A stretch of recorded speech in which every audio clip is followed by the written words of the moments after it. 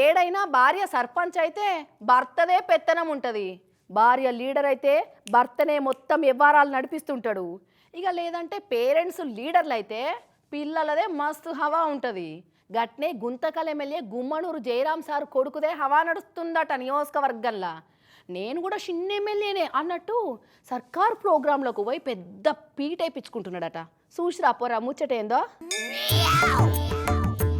గుంతకల్లు నియోజకవర్గానికి ఎమ్మెల్యే గుమ్మడి జయరాం సార్ అయితే డాడీ తర్వాత చిన్న ఎమ్మెల్యే నేనే అన్నట్టు అలా కొడుకు ఈశ్వర్ వ్యవహారం ఉన్నదని మండిపడుతున్నారట అక్కడి వైసీపీలు.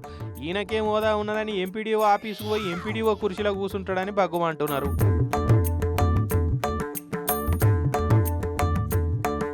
బాధ్యతాయుతమైన ఎమ్మెల్యే గారి కొడుకుగా భావి ఎమ్మెల్యేగా నియోజకవర్గంలో ప్రజల కోసం ప్రతినిత్యం మంచి పనులు చేయాలని పరితపించిపోయి పెద్ద ఖర్చుతోటి 2 కుండలు కొనుక్కొచ్చి 4 ప్లాస్టిక్ గ్లాసులు పెట్టి చలివేంద్రం ఏర్పాటు చేసిండట ఎమ్మెల్యే కొడుకు.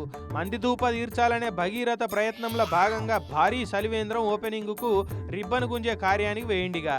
ఇక రిబ్బన్ కత్తిరించినాక సీదా పోయి ఎంపీడీఓ సీట్లో కూర్చొని ముచ్చట్లు పెట్టిండు ఎమ్మెల్యే కొడుకు.